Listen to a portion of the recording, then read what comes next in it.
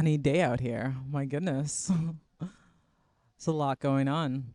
But I'll go ahead and get started. My name is Athr. I'm an artist and an architect based right here in Seattle. And I'm going to be presenting a talk called The Future is Phygital. I'm going to talk about XR, which is extended reality. So think VR and AR. And I'm going to talk about architecture and imagine how we might live in a more digitally and physically integrated world. So thanks for stopping by.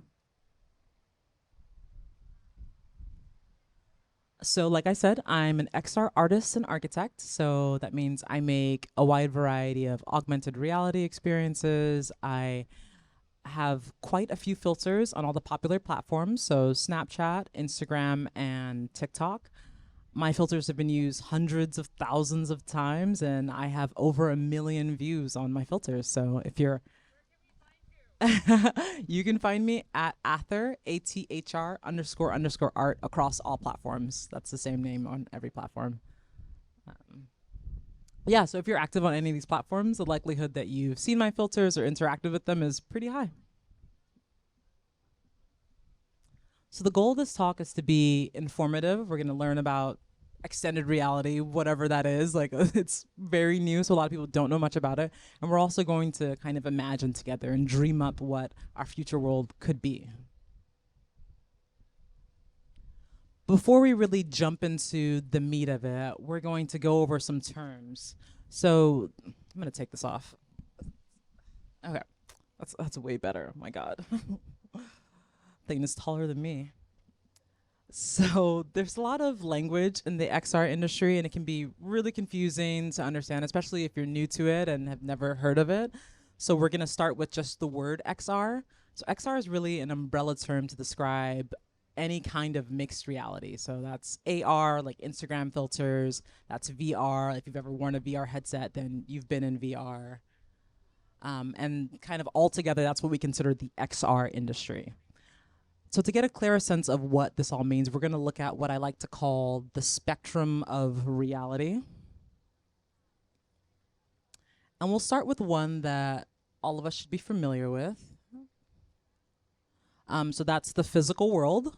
It's what we're in right now. We're standing in the thick of it. It's filled with sights and sounds, and it's governed by the rules of nature, and we really engage with it using our bodies. Next up is augmented reality. If you've ever played Pokemon Go or used an Instagram filter, then you've engaged with augmented reality, or AR for short. A not so obvious use case of AR is when you're on your Zoom call, and if you have a virtual background, you've just augmented your reality. You've occluded the physical background behind you. So yeah, AR is really any time you're layering digital content onto the physical world. Mixed reality is a touch more complex. So this is similar to AR, except in this case, the digital content actually responds to the physical environment. So you could have a digital object on top of a table, and it would be able to know that there's a boundary of a wall on either side of it. So it gets a little bit more complex. Lastly is virtual reality, otherwise known as VR. So if you've ever raise your hand if you've ever had like a VR headset on your head. Like, have you done that? Okay, cool. Wow, we got some gamers. That's awesome. What was that experience like? I know, we're in the real world, which is great. I'm glad you left the digital world to join me in the physical. Did you raise your hand if you liked the VR experience? Like, were you into it? Was it cool? Was it different? Was it weird? Yeah. Okay, what'd you like about it? Yeah.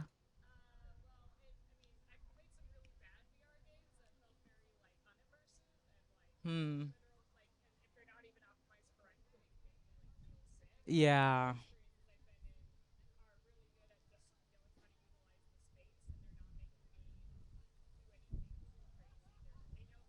Mm-hmm. Yeah, I love that. Yeah, so there's some spatial challenges, there's some bodily challenges. It can make you sick if it's not set up right. So now that we've kind of covered the background of everything, we're going to jump into XR architecture. So what is that? Like, what? Does that even exist? So XR, as it currently is used in architecture, is really just a means for architects to create interesting visualizations and solve complex problems. So if you've ever done a VR walkthrough of a building, sometimes architects will do this to give you a sense of what it'll look like and have the client say, oh, I liked this, I didn't like that. So that's kind of how it exists right now. But since this is a speculative future talk, we're going to talk about how it might exist in the future. So we're going to define XR architecture here as any kind of architecture that contains a digital and or interactive layer. So anytime a 2D or a 3D surface gets a digital component added to it in architecture, that is extended reality architecture. Some of you might be wondering, okay, like, why would we ever do that? That seems really weird. Like, we're already living in a world that's filled with all these different screens and devices. And, you know, it seems overwhelming that the built environment would even become a part of that. But to answer that, we're really going to examine our current screen-filled ecosystem and talk about the quality of that spatial experience. We talked about VR a little bit, so we're going to dive a little bit deeper into just our screens. But to do that, I'm going to introduce a new term to you guys. It's called the spatial sensory model. And basically, this is a term that I came up with to help express and explain these ideas a little bit clearer. And it's how we engage with and experience the physical or digital space. So both spaces. So this is how our senses interplay in these spaces and what that end experience is like for the user. That's whether you're in VR and feeling queasy, or you're on your laptop feeling bored and like your eyes are hurting because you've been looking at the screen for so long. That's a spatially sensory experience. So it's a model to express that. So currently the way that we engage with physical and digital space is pretty incongruous. Like, we spend a lot of time on devices, and then sometimes it feels like we're not in the physical world enough. And then when we're in the physical world but we have digital work to do, we can kind of feel torn between these two worlds.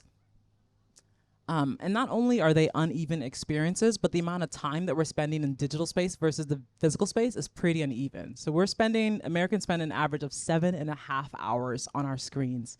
That is massive. We're only awake for like 12 hours of the day. So raise your hand if you feel good about how much time you spend on your screen.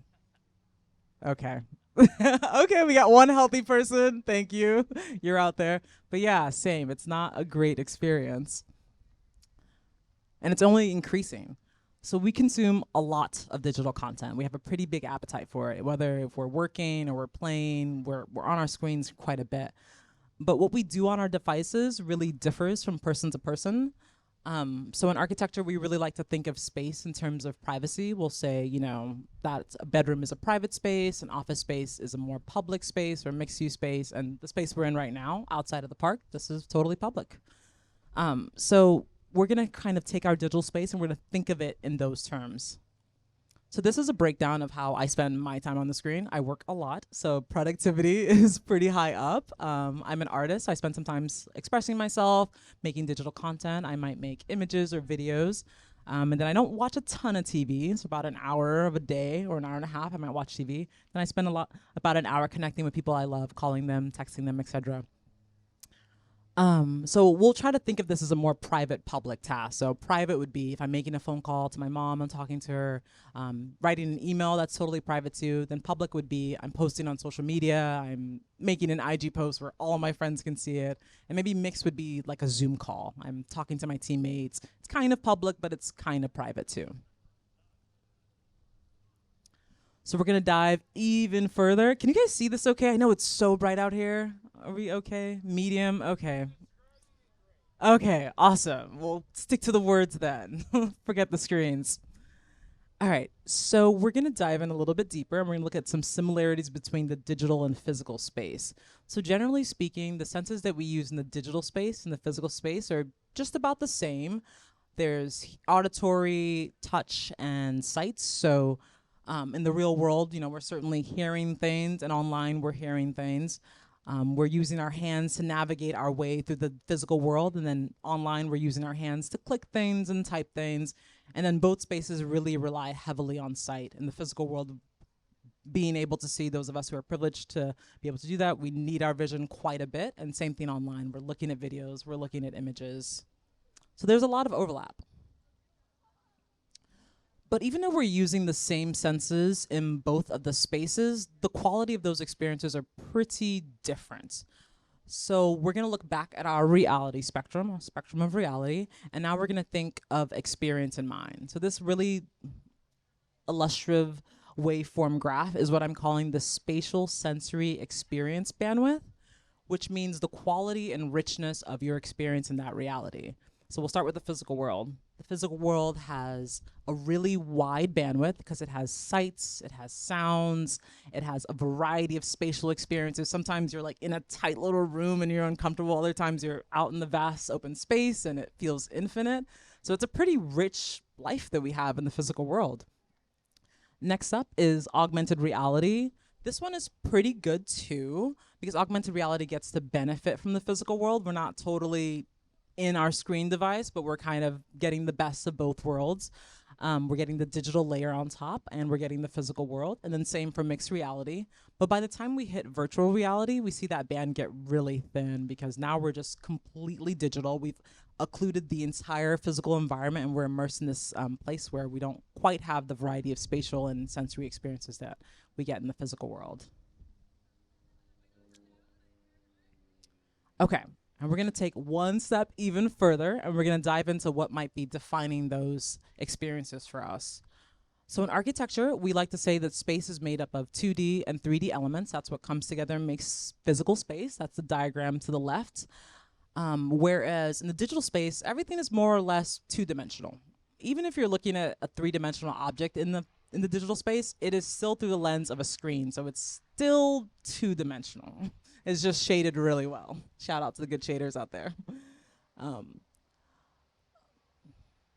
So even though we might be engaging with the same senses, sight, hearing, and touch, the 2D quality of the digital space really flattens that experience and makes it kind of stale for us. And that's something that we really feel as users. It's a real thing. When you're sitting on your computer for 6+ hours of the day, you get lethargic, you start feeling drained. The digital space is not a great place to spend that much time in. And I'll specify that my goal as a designer isn't really to make the digital world equal to the physical world. That's impossible and not necessary. But it's really to understand how we might create a richer digital life by understanding these models and, be able to enjoy the awesome digital stuff that's out in the world. Okay, now that we kind of have all of that down, we're going to jump into a new spectrum. Now, this is the interaction spectrum. This is about how we're engaging in our spaces. So, currently to the left, our current 2D screen interactions is a pretty low bandwidth. We're sitting on our computers, typing, straining our eyes, cutting off a couple years off our lifetimes, some of us. And, but as we approach to the right, we get into the augmented interactions, and that's a little bit better. We're still engaging in the physical world, but we have our digital content with us. And then all the way to the far end of it is what I like to call Phygital spatial interactions, and that's kind of this need for more spatial and haptic interactions with our digital content. So that's content that's not completely two-dimensional on a screen. It's existing three-dimensional with us, and we're engaging with it in a more spatial way. So we're not just sitting on a screen or touching our iPad. So we're going to call this Phygital spatial interactions, and that's a more haptic and spatial approach to digital interactions. So this is closer to our natural physical world. This is closer to the way we kind of engage with the physical world with a set of natural gestures and spatial interactions, and we kind of watch things respond in three-dimensionally. This would be a much more natural bridge to help the two worlds complement each other instead of clashing all the time and feeling like we have to choose whether or not we want to hang out with our friends or get a bunch of emails done. Now let's look back at that screen time breakdown, and now with the lens of a more spatial approach. So this is kind of like the dream slides. This is what it could be instead of what it is right now. So one is Phygital art. So we're going to get to engage with one of those today. My incredibly talented friend designed an experience for us to go through, but that'll be later. So basically, this is art that is not screen-based. It is completely three-dimensional and that you get to engage with via gestures. Next up are Phygital avatars. So this is spending time in a physical space with someone who is not physically present, but may be present as an avatar. It's a kind of Phygital avatar that is there with you. You know, what technology might create that is still TBD. Maybe they're a hologram, maybe they're a light projection. I don't know, but they're not in a screen on a box. Next up is extended reality cafes. So this is kind of the same idea, except here we kind of have different services that we're doing. Maybe we're working on a project with someone, maybe we're eating with someone we haven't seen in a while, but they're not physically there, so they're there as an avatar, but we're engaging in an extended reality place. And maybe our background is something that is more virtual than it is physical, but the space itself is physical. Has anyone ever done Sandbox here? Okay, great. Can you talk about that a little bit? What was that like? Yes, exactly. Yep.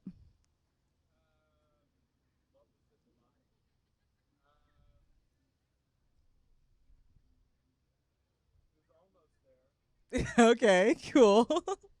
Maybe like tell people what it is. I'm sure a few people don't know. Mm-hmm. Okay, that's good though. That's more than most people.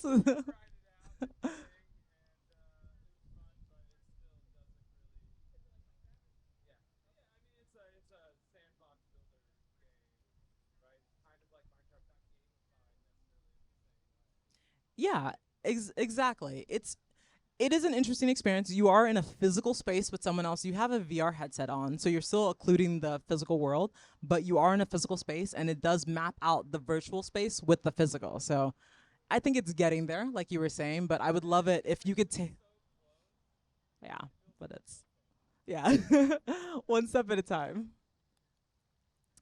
Okay. And then lastly is VR travel, gaming, like we talked about, sandbox. So this could be you with two friends who are with you physically, and then a third person who lives in China. That they're not there, but they're there as a physical avatar. And you guys are in a physical room that which background is completely virtual. So they've augmented the actual walls, and you guys are like traveling. Like, doesn't that sound cool? You don't wear any VR headsets. Maybe the person who is completely in Asia does, but you yourself actually get that nice physical social interaction.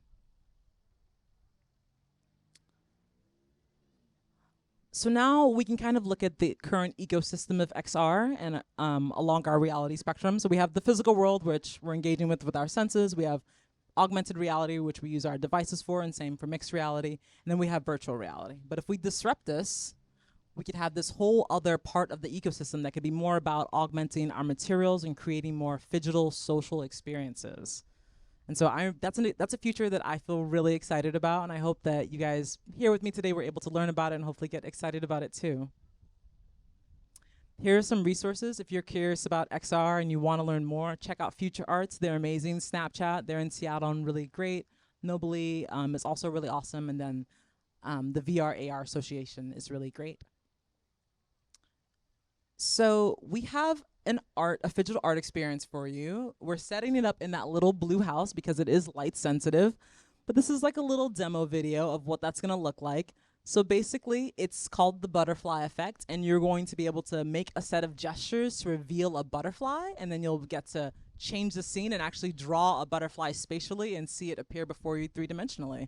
I hope you can see that a little bit. Yeah, I think some of you. It's kind of hard to see here, but um, I think I have the poster board. Yeah, there we go. So that's the poster for it.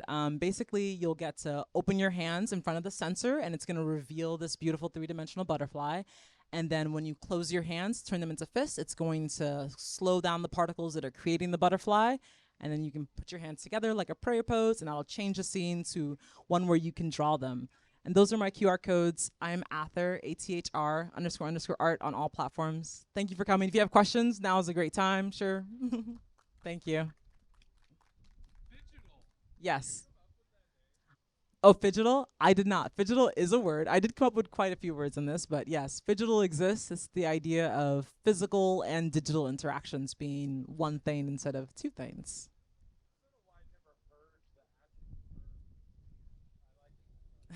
Thank you. Me too.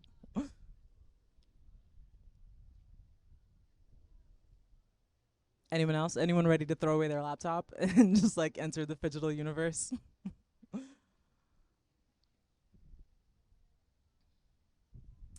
But okay, thank you guys for coming. I super appreciate it. We're going to set up our art experience in that blue box right there, and I hope to see you guys there. Thank you. So I'm trying to make a bunny. Animal. How are yeah, it's the oh,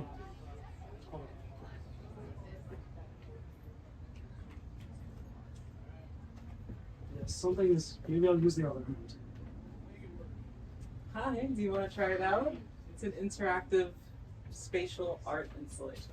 Oh, I love I was just wanting to do something like that as a contribution to next year's. Yeah, well, we designed it and he created the technology, so you guys can ask any question you want. Very nice. Do you guys work for, is it like a firm that you guys work for? Is it like an Oh, organization? we're both separate artists and this is a collaboration. Ooh, okay, go off. We're gonna go with my parents and stuff. Okay. Alright, so it will disappear in like 15 seconds. So if I draw the eyes now, I'll move to the ears. And then Oh my god, the bunny, you're killing me. do you want to try it? It's like, yeah, you just keep moving this finger, and it's like, you know, This the, is opposite. This is just reflecting it, right? Did you Yeah. do a reflection? So Yeah, you're it's drawing just a on one reflection. side? Yeah. And it's like this, you're pulling the string, like if I just leave it here, the whole thing will like flow back to my fingertip. And so if I leave it here, it will come back. And then, alright. I see. Alright, so these are big eyes and then big ears, yeah, but Oh, I see it. I see it.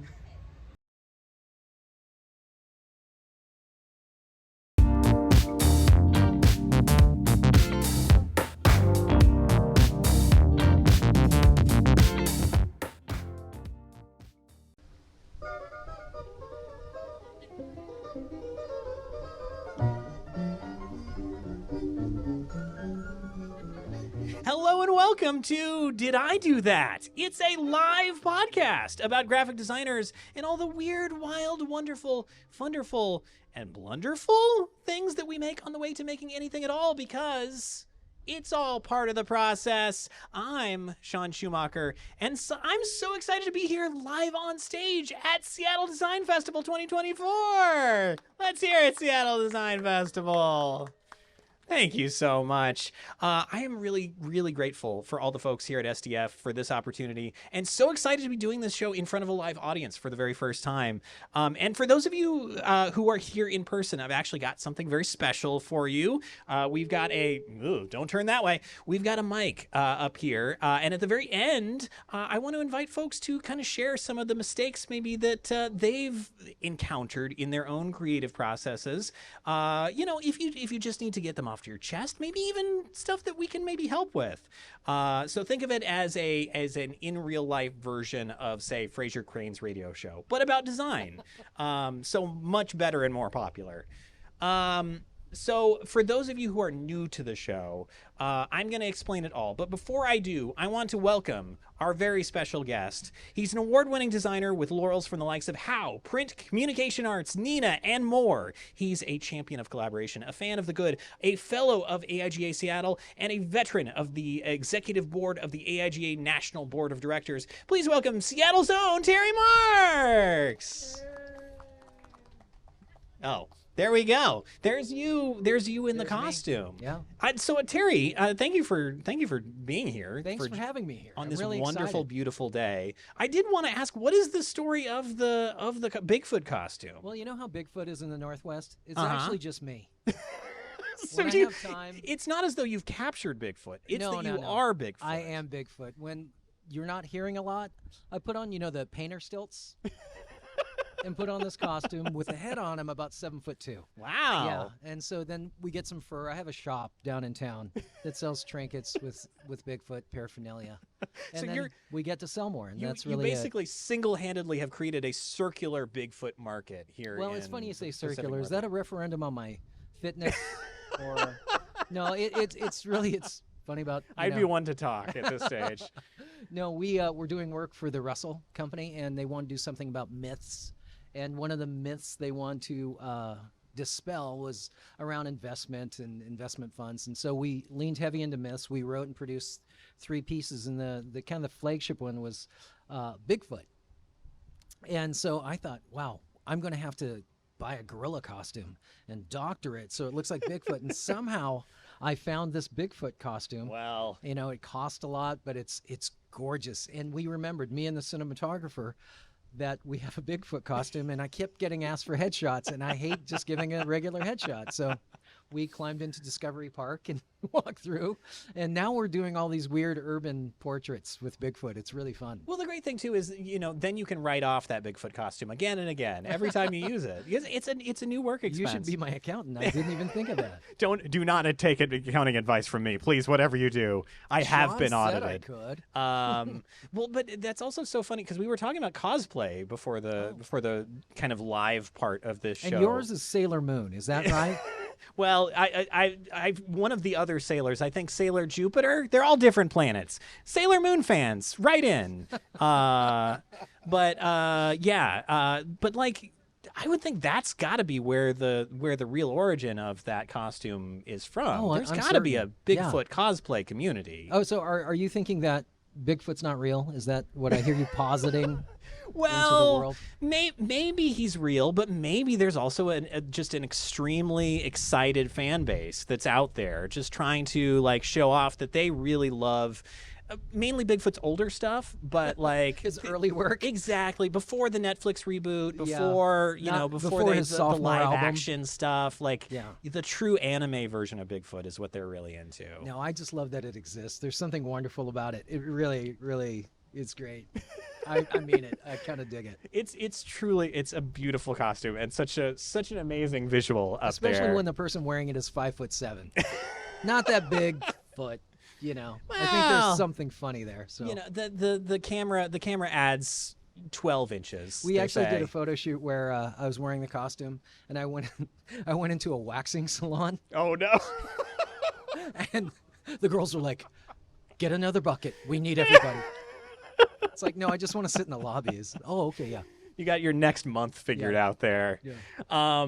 So now for the folks out there who don't know what this show is about, and how could you, based on what we've already talked about? It would be impressive if you'd figured it out. I did promise you an explanation.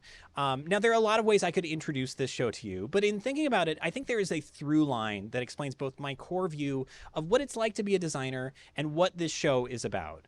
No matter how good you think you are right now, no matter what your look is or how tuned in you are to whatever the design scene is at the moment, you will grow to regret this. But it's true. Making mistakes just kind of comes with the territory. To get better, you kind of naturally throw off your past self and their tastes and their choices. You throw them under the bus a little bit, you might say. Culture changes. And so do you. And that's true whether you're a designer or not. It's not a bad thing. It just means you like literally grow past what that self could do. I want to angle this a little bit so you can enjoy this incredible portrait that I'm about to reveal to people. So this is a great example of that. This is me. I'm Sean. Hi. Circa 2006, in my first term at the University of Nevada, Reno, a school I dropped out of after 1 week. And what a look I'm rocking here. I really thought that I looked super emo, but really what I looked is super emo Phillips. Ba-dum-bum. Thank you. But I think that's also kind of like what we do on each one of these episodes. I sit down with a guest like Terry here, and I talk through our foibles, usually around making things that get called graphic design and what that practice is like to do for a living, but also lots of other things too. And it can be a vulnerable thing to do at all, to talk about this stuff, let alone to do so on stage. So I wanted to take advantage of this live show where you can actually see stuff to show some vulnerability of my own. I've been working in design for almost 2 decades now, and in addition to making nearly $3,000 from my design practice over that time, I've actually made a lot of bad work. From this trip itinerary that is both difficult to discern and hyper detailed, so much so that I'm amazed the people traveling with me didn't drop out of the trip immediately upon seeing it, to this illustration that proves I can neither draw a convincing rectangle nor a convincing ground for that rectangle to sit on.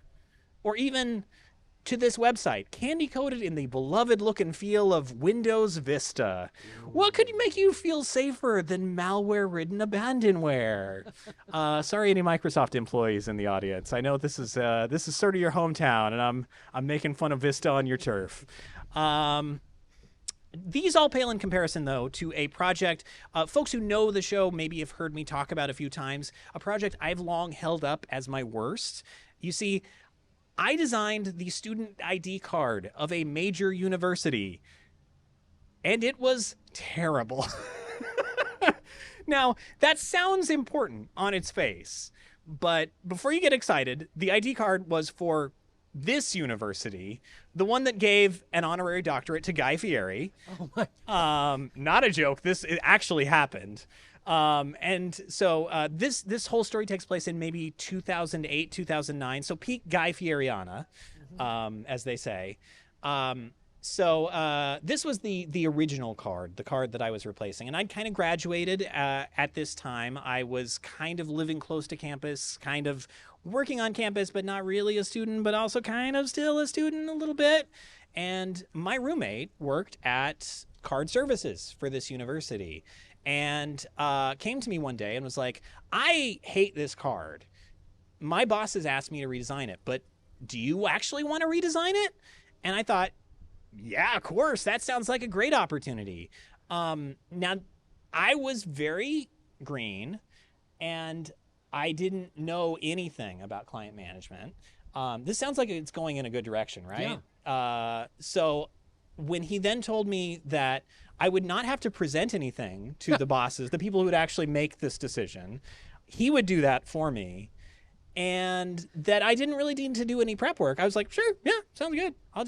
I'll go into it. So I had no client management skills. I had no idea how to pitch this. And I was in that same like Windows Vista headspace, which is just like so many good pieces of design came from that era and that whole look and feel. So I came up with these two design directions that are basically identical and basically just if toast was a design, that's what these look like. And I'm going to show you in a minute. I can't wait. They're almost identical. But the night before, also a testament to my not knowing how to deal with designers, I'm talking to my roommate and he's like, yeah, those are good. But what if you had a third one? A one to make the other two look good. This is always the kiss of death. Terry knows what's up. So we sat down and we thought, well, let's make an ugly one, right? You know, why don't we take all the things that they're going to think they want and we just like put them all together, and when they are all together, they're going to look really ugly and stupid. And then they'll make the other two directions look better by comparison. So we spent like an hour that night making what we called the laser card. And in my memory, it was very ugly. And then the next day, my roommate went to his bosses and pitched it. You'll never guess which one they liked. Can anyone have any ideas, Terry? Laser. What? Oh, laser. Yeah, actually, it was the laser card. They loved the laser card. Now, I had not seen this design in 15 years. I actually thought I'd lost all the copies of it. But I was going through some old hard drives before I came up here, and I actually found all three pitches. So I want to show them to you right now. So get ready. Here's direction A. Anyone thrilled by this? No? Because it looks like nothing. It looks just like sort of, milk toast. It looks like a Bank of America card that has a interest rate above 30% on it. Yeah, it sure does. Well, if that one doesn't light your fire, let me try direction 2. Whoa! So different. Logo's on the other side now. Crazy. I'm also going back to these. I'm like loving my like horrifying like weird lowercase letters the same height as uppercase letters business that I'm doing there at the end, but then D doesn't follow that rule, so it's just a mess. Great design decisions. So these are my two pitches that I was like, yeah, great. So get ready for the laser card. Oh, can I tell you, when I looked at this design, I actually kind of liked it. You certainly know what it is. I certainly knew what it is. And I'm God, I know why they picked this now. Because, like, knowing what I know now about how clients work, like, if you pitch something that is different than two other directions, It must be good. it must be good. It's like you're telling them, choose this one. And this one is also full of catnip for things that they're going to love. Like, logo, very big. Very big logo. Almost no gutter. No, Yeah. almost no gutter at all. Horrifying mascot head. The mascot of this university is a character called Hey Reb. I couldn't see. I can see it now. It's a nightmare. They have a statue of Hey Reb on campus, and when you actually get to see these proportions in real life, this head that is like over the size of a bobblehead head on a human-sized body, it's a nightmare. So big, outer glow on that. It feels like it's not bad at all. It feels like it's, In comparison. it's definitely like catnip to them, but it's like, I think this feels more right for what this card should be than those other two. You had talent beyond your understanding at the time. Truly. And we do change. Yeah. I don't have that talent anymore. I can tell you that. But that's the weird thing. And then eventually my roommate had to go back to them and like reverse the pitch and get them on board with one of the other two directions. I forget which one even, but it doesn't really matter because they were both terrible. What is the weirdest part of that story is that at some point he took a draft, a PDF that I sent to him, and he just used that as the final. And then I turned in the final to him and he's like, oh, we don't need that. And so I just like discovered when I went to renew my card that that draft one was actually just the one that they went with. So my final was never actually used, and the draft version, which had terrible red to it, you can barely see that on screen, but we didn't do any tests either. That's a good plan, right? Not test it in the only printer that will make the cards. So that's the laser card. Have you ever encountered something like this in your practice, Terry? Where the worst thing Yeah. gets chosen. It actually reminds me of being in Las Vegas for a pitch. Oh, for really? A large wood products manufacturing company. And when they send out the RFPs and they shortlist, there's like really well-known firm A, really well-known firm B, not as well-known, but man, everybody knows they're kind of kick-ass. And then there's someone to just throw out. We were Just a invited. goof. We were the goof. Wow. And I think everyone selecting was so upset at each other that they had to be in meetings rather than gambling. That I'm with my assistant, and it's 1 a.m, and I got a call on my phone saying that they selected our firm. Wow. And I had to meet with them at 6 a.m. I'm Oh like, no. yeah. Oh no. So it actually worked out. It was one of our most lucrative clients, but I didn't expect it. No, that's I mean, 2 people left during our pitch. They were done, and somehow we got chosen. that's astonishing. Yeah. I mean, maybe that speaks to a very broken culture at this wood products company, but who knows? Maybe it's like it's a sign of affection to leave in the middle of a pitch. Like, I've seen enough. Maybe. I don't need to see any more. Like I love slurping it. noodles. Yeah, it's kind of the same thing. But Terry, I don't think you came here to talk about the laser card here today. You came here to talk about your own journey in design.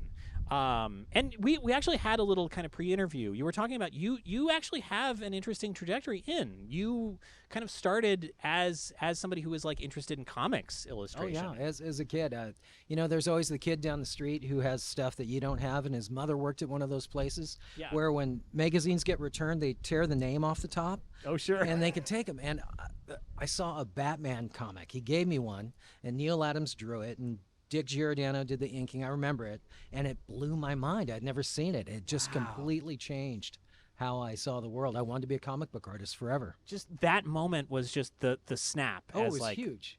And you had really like no artistic ambitions as a kid before that? Or? I'm the weirdo kid. I can remember drawings I did in kindergarten. I was... But I get that too. Yeah, like, I was the kid who got to make the animals for the felt board because I could make them vaguely look like an actual animal. And so I just had that from a young age. I didn't know what to do with it. I was always making stuff. Yeah. Well, I think it's hard. It's hard to, when you're a kid, like figure out the place that any of that kind of stuff can go. But like I can also understand why that's such a revelation to be like, oh, there's like, if you know how to draw, you can get into this industry, and then like they just make the stuff. Yeah, it blew my mind. Just like design. Yeah. The reason I leaned into design is because I thought I was going to go into public relations because Really? I started out in pre-med.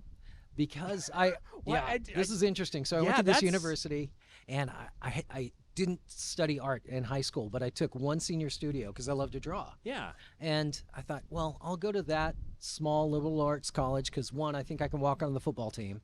Two, they have a great art department and everything else. And I met with my counselor, and he was really bored with me. And he's just, why are you here? It's like, well, I'm interested. And he goes, no. What do you want to major in? And I had no idea. Well, what do you want to do with your life? And the words that fell out of my mouth were commercial art, because I didn't know what to call it. And he goes, oh, God, 1, not art. 2, those people starve. So the next day I was Whoa. pre-med. And That's wild. yeah, but I took art classes all the way through. And as a PR student, you have to be like the Pear Commission and do brochures and a pitch and all this.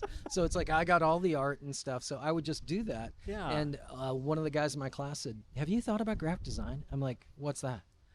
And he goes, oh, and I was in the library and I saw Communication Arts magazine, if anyone's seen it. Oh yeah. And I couldn't study because there's always 10,000 degrees in there. And I was looking at this thing, like I was shocked. You know, it was the advertising annual, the design annual, the illustration annual. Yeah. And these were the magazines that cost like $40, $50 a pop. Really expensive and really kind of hard to get too. Hard to get, especially as a college kid. Yeah. And you couldn't check them out. So I was that terrible, terrible kid who stuffed them all in my backpack, walked up to the sensor things, threw it outside the sensor to the main door. It hit it. I walked through, picked up my bag, and left.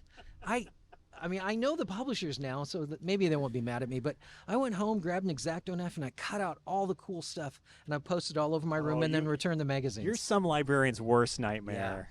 I was a bad man. I hopefully we're outside of the statute of limitations. Well, with or what I paid for my libertarians. liberal arts education, I hope they're okay with it. Yeah. So, but that's like you are, even though you're doing like public relations stuff, like you are like still like keeping this alive in your heart. Well, I took one graphic design class as an audit, Yeah. and I didn't study it, but I got recommended for an internship at a design studio in town.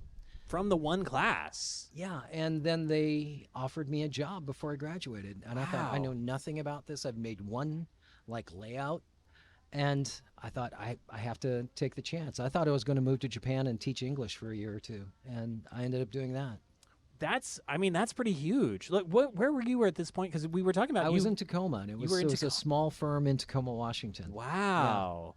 So, like, yeah, what did you end up doing while you were at that internship? I was so hungry. Well, I played football for way too long for someone of my height. I know you see me, and I'm an imposing figure at 5'7", and so of course I was an offensive lineman. Yeah, and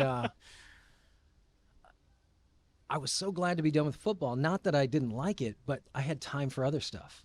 And so I was so hungry to make stuff. I was always drawing. It's like, you have a business. Do you need anything? I was just doing it for free. And I would leave work, and after everyone left, I'd come back, and I would be there till midnight just making stuff, using the photostat machine and the color copiers. I was just so hungry to do stuff. I was there for about a year, and then I ended up working for the Pierce County Chamber of Commerce as their publications manager. And then I moved to Seattle. Did anyone, while you were doing those, like, because I feel like that's always the sign of like somebody who's really hungry to like do creative stuff is like you are actually putting in more hours than you need to. Oh, yeah. Like, I'm sure this was not like a 40-hour-a-week internship even. Oh, no. Well, this is after I got hired. Oh. And, I mean, I was so bored there. I didn't have enough work. The person sitting next to me was supposed to be doing a logo for this local water company. And I finished my lunch, and I looked at what they were doing. I got out a sheet of paper, and I drew this logo.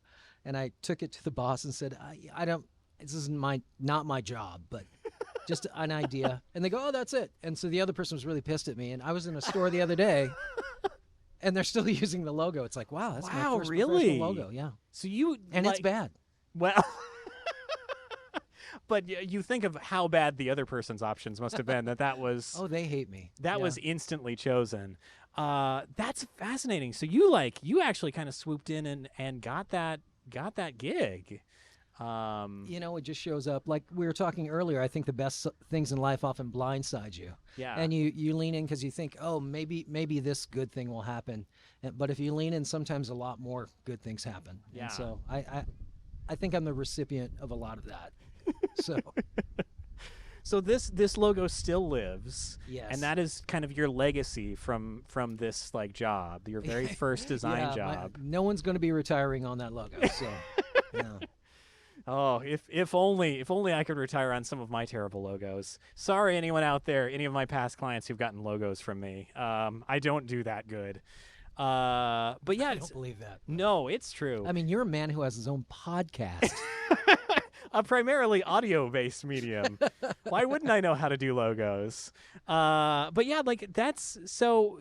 You take that and then you go on to that next job. What is the next job again? The next job was publications manager for the Okay. Tacoma Pierce County Chamber of Commerce. Interesting. Say it 4 times fast. I had a secretary, and I didn't know it for 6 months because I thought it was just a kid, you know. Wow. And I was just so excited because I got to print in full color. I became the master of the how do we make 1 and 2 color look exciting. Yeah. And I started doing my first freelance work, and it was wild because someone who was the salesperson from my last job said, we can't really work with him, but this is a guy who sold MRI machines like in 1992.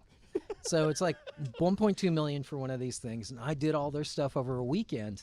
And I was like, wow, I made more in that weekend than I did in 2 weeks at work. So I leaned into the freelance stuff. Yeah. And I was working more outside work than I was in work. And it got to the point I wasn't sleeping. And my roommate used Oh. a technical term. He said, he said I was an asshole because I was such a jerk. I was so exhausted. And I finally quit my job and thought, wow, I'm loaded for like 6 months. Yeah. But like you, I knew nothing about client management, how to No. manage workflow, marketing myself. And I learned all the hard way. Yeah. Well, that's a hard way to do it, to step out from like you didn't really even get a chance to have that education in class. No, like, I learned as I did. yeah. And then you're working in house, and that's like that is such a sheltered environment comparatively. Like it's weird in its own way, but you Yeah. are like not having to do a lot of terrible things that we always have to do. So yeah, like what were kind of the early like starts and stops that you were encountering in the freelance game? Well, we all know when it rains, it pours. Uh-huh. And if you have things lined up, you can say, well, we're booked at this point, and you try to sequence things, but they all coalesce into the like same 3 hours. Everything needs to be done. Always. What is that effect? What is it? It's trying to get you Why to does take a job everything elsewhere. need to be on September 18th? Why? No, there's some truth there. I had to learn, and I thought this is the only time I can really do this. I was single. I didn't have a mortgage. Now, were you ready to mingle though? No? Always, but I'm generally shy and somewhat reticent. So So reticent to mingle. yeah. But you reticent had to you had mingle. the mortgage though, so that's pretty No, good. I had no mortgage. So Oh. like the first thing I did after that first freelance job, it's what any responsible person would do. I went to Mexico for 2 weeks and came back and said, I need to make some more of that sweet freelance yeah. money. Oh, 'cause yeah. That was fast and hard. That was great. Yeah. Yeah, and it disappears quick when you go on a trip right away. Mm-hmm. So yeah, like where do you end up like going to look for clients? Like Well, how does this work? We were for talking you? earlier. I have a friend who does executive sales development, and he's always talking about the habits of a good salesperson, and everything he says is true. Any great sales process I've gone through, he has coached me on. Yeah. The guy is brilliant, but he says you have to cold call. You have to make it a practice.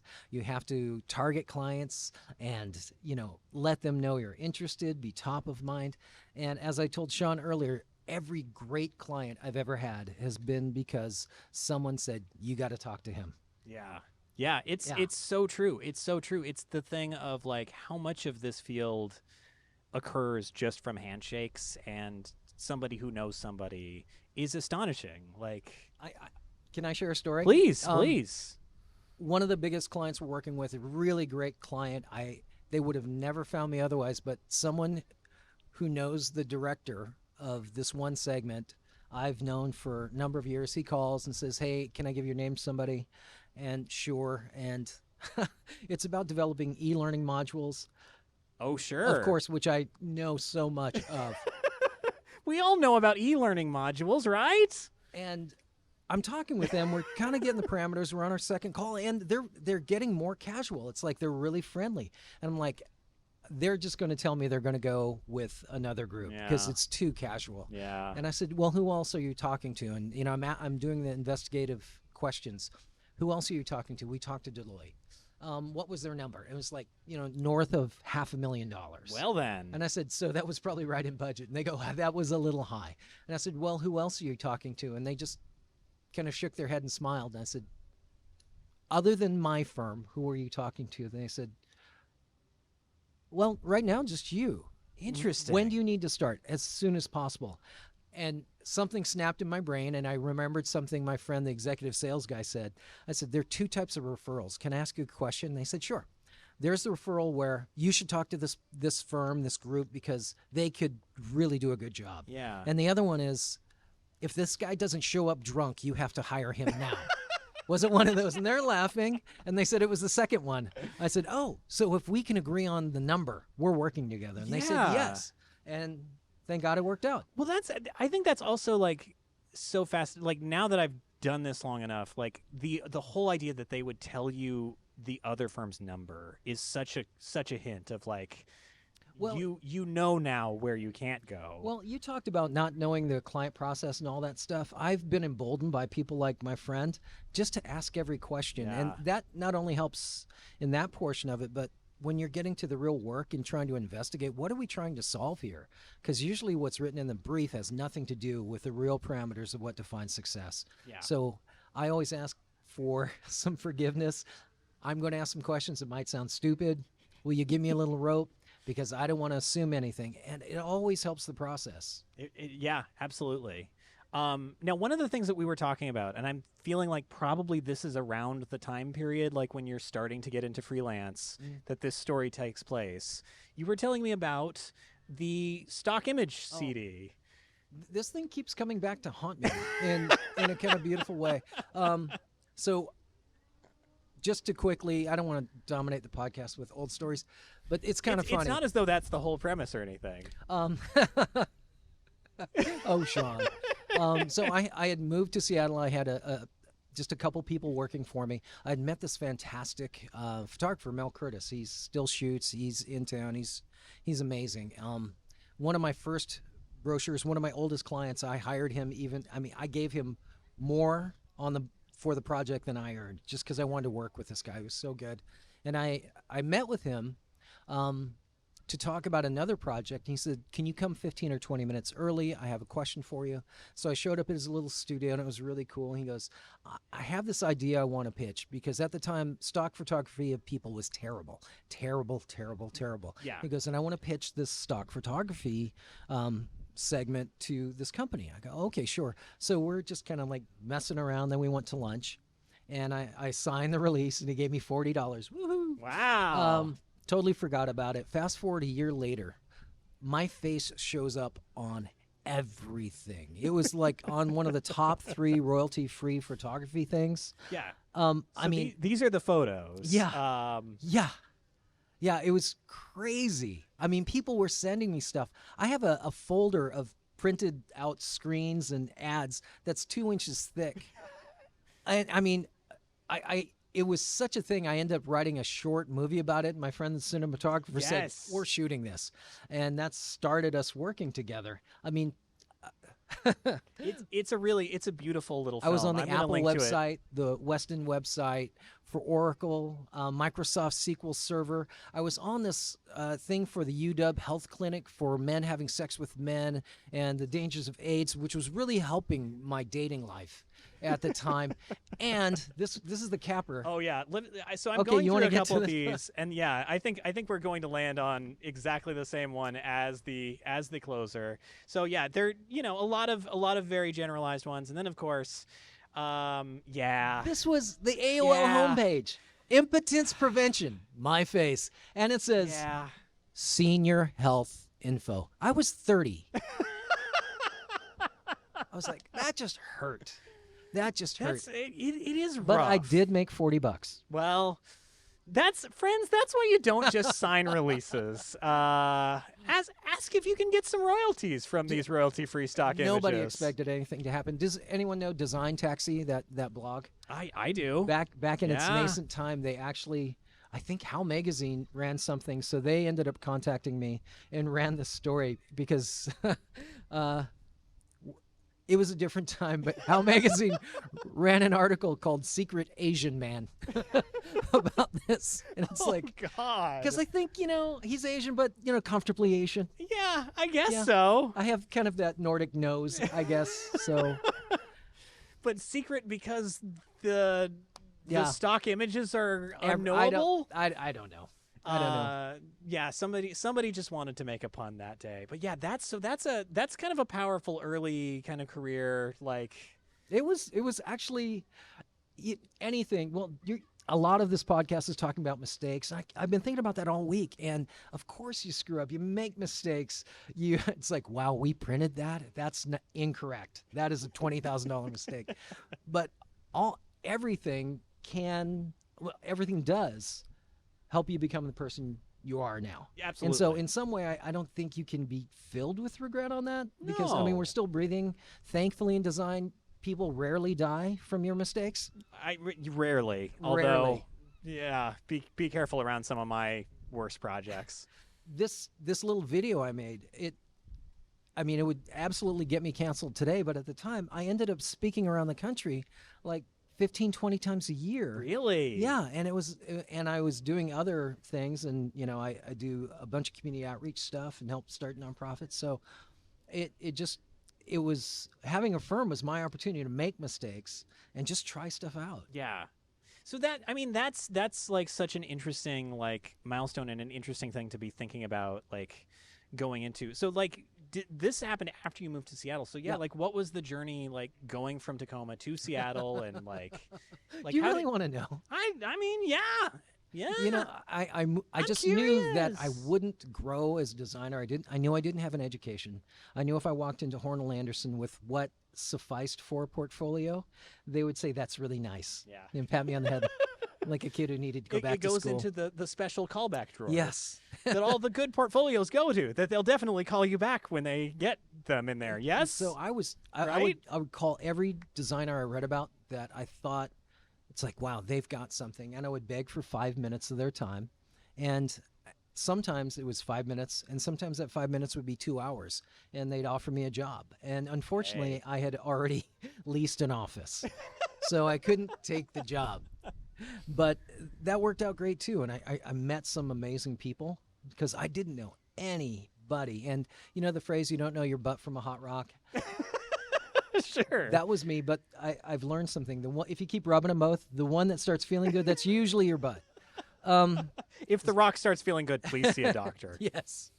So I met some guys, Jesse Dokilo and Glenn Mitsui, and they became friends of mine. And they had a third partner he had kids, so he never went out to dinner with them. So they always thought I was the third partner. And I always got mistaken for Glenn at that time. And they kind of became my first connection to design in Seattle. Jesse was on the AIGA board here locally, was president, and we had started an outreach to high school students at Franklin High School. Oh, really? Because there was a dearth of funding for the arts. Yeah. And so one Saturday a month, we'd get one of our friends to run a workshop, 3 hours, a medium they've never seen. And it was that simple. And That's cool. so we got to be fast friends, and Jesse asked me to be on the AIGA board, and my life changed because I suddenly had an idea what the landscape was. yeah, and you're like getting embedded in the city, like in kind of the most aggressive way possible. Like All by happenstance. yeah, Because somebody thought I was his partner. Yeah. I mean that's a pretty darn lucky break. Yeah. Yeah, it was amazing. Yeah, so like where do those connections kind of take you? Like, Well, how much time do we have?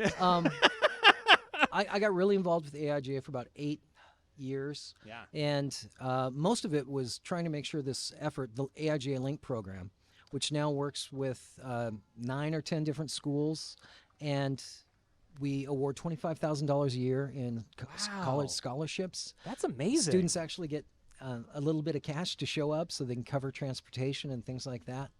And there's a program in San Diego that used our model and has been going strong for just about the same amount of time. Wow. And so that was really great. And then out of AIGA and the people I met there was, this takes a little while.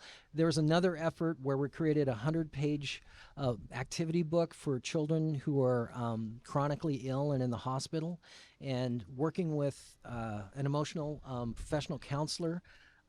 We contracted 100 different illustrators to donate their work. We were able to get 6 different printers to print segments of the book. So we printed 10,000 full color books that were given away. Wow. And this was just because we saw a need. And I was asked by the person, Stephanie Lorig, doing community outreach there, and we were able to get paper at 20% of cost. So it was this huge thing that became its own nonprofit that still exists today, Art with Heart. That's incredible. I mean, that's a really huge impact to Yeah, to I was be single. I making. had time. Yeah. Oh, time. Oh, so cruel.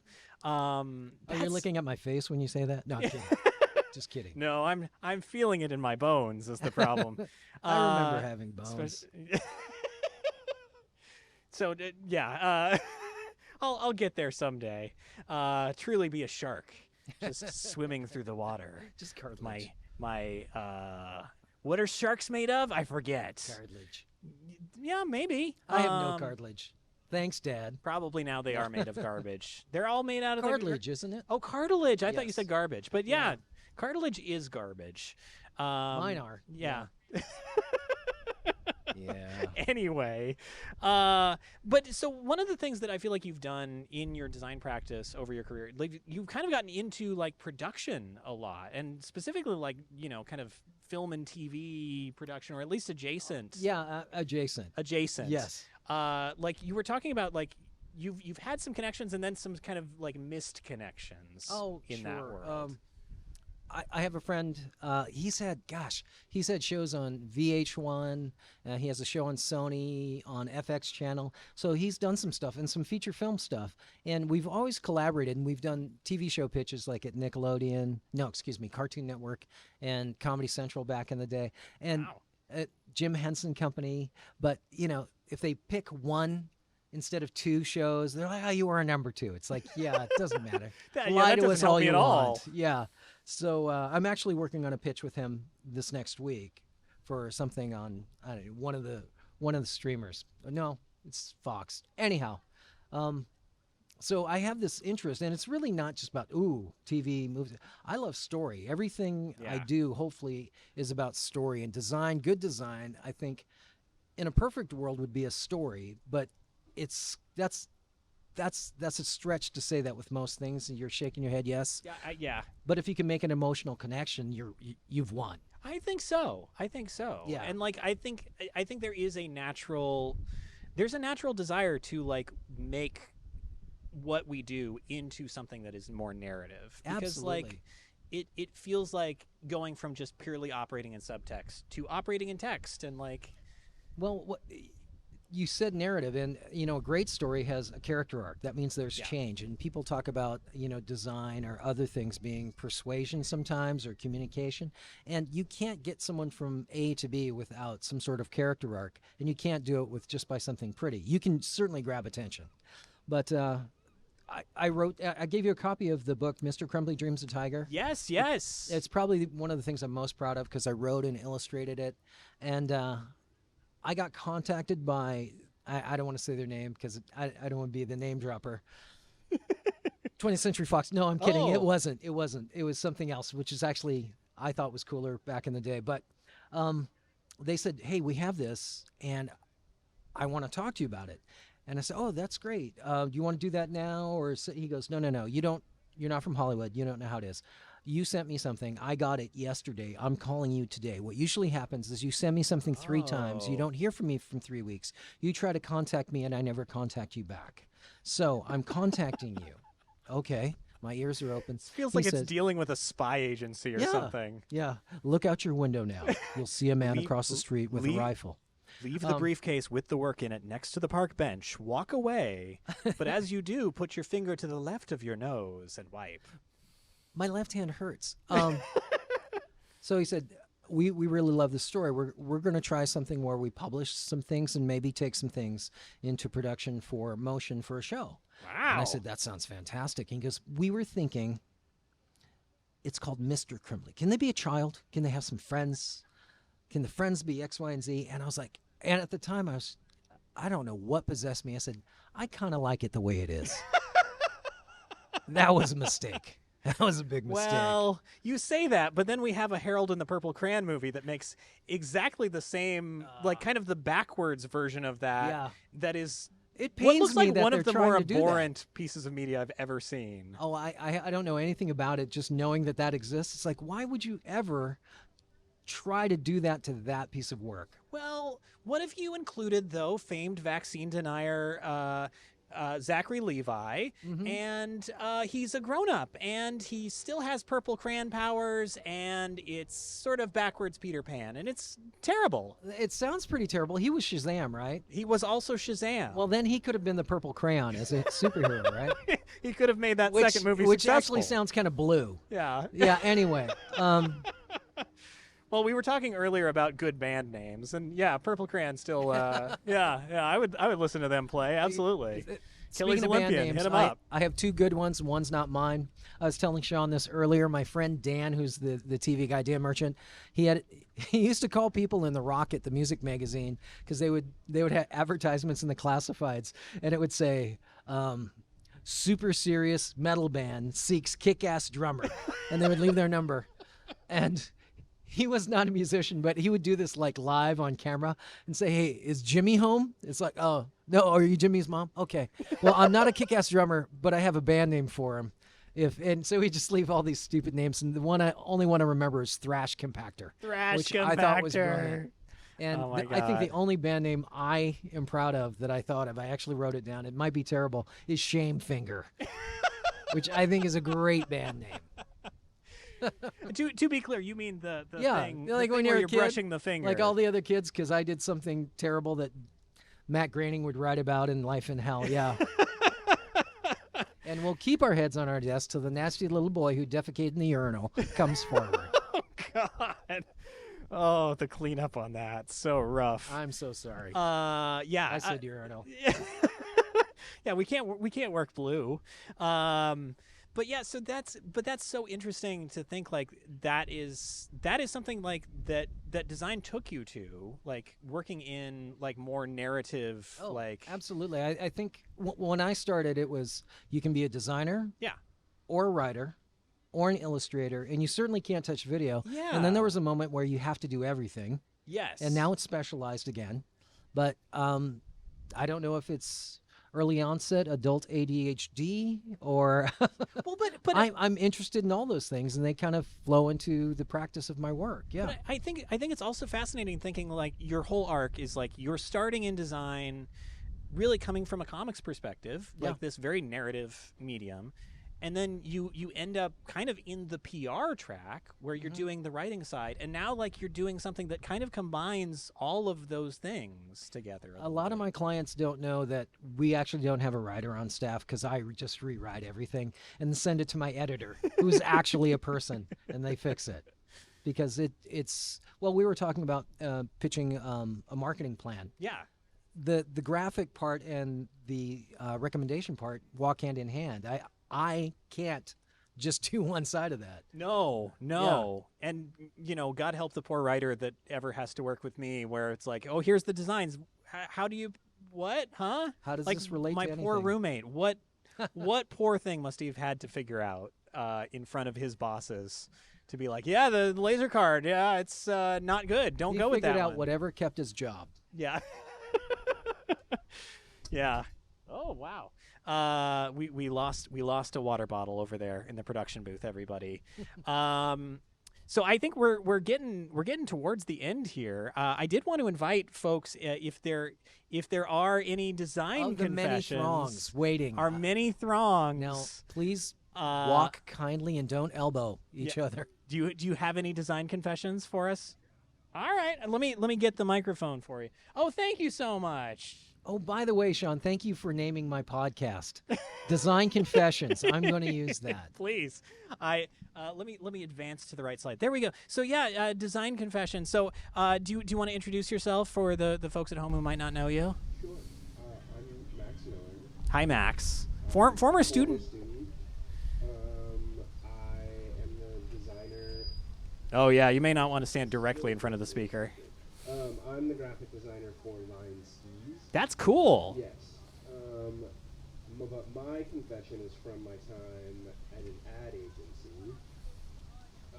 It's kind of my most famous mistake. I was known for it there for some time. Oh no, one of those. It's not even bad, but it is silly. So we were working for Adidas. Adidas was partnering with some colleges and helping update some of their athletic facility branding. Mm-hmm. And this particular project was for the University of Louisville. Okay.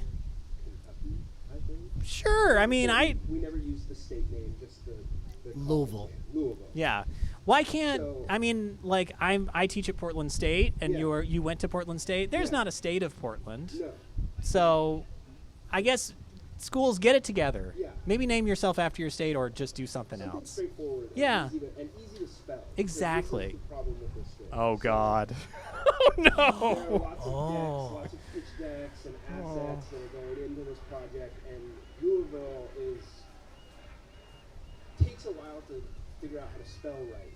So the first couple weeks, there's a lot of going back and spell checking and going back and spell checking. But at a certain point, after like week 3 on this project, You got it dialed. I've got it dialed. I can spell Yeah. Louisville. I can't spell it for you right now. but No. At the time, could type it out and know it was right. Well, that's good because I did eliminate the spelling bee portion of this That's right. talk. I'm a terrible speller. Got bumped out in But the fourth swimsuit grade. competition is still in. Oh, Oh, I good. hope you're prepared. I'm I ready. came prepared. Thank God. 2 words, Bo Rot. So I finally feel like I figured out how to spell it. The project is wrapping up sometime later. Some of the team goes to the school for the install. I don't go because I'm still have been there for maybe a year and a half at this point. I'm still very junior. I don't get You're to not travel. on the travel I squad don't yet. get to travel. That's a perk to come later. To the So- great city of Louisville. Right, exactly.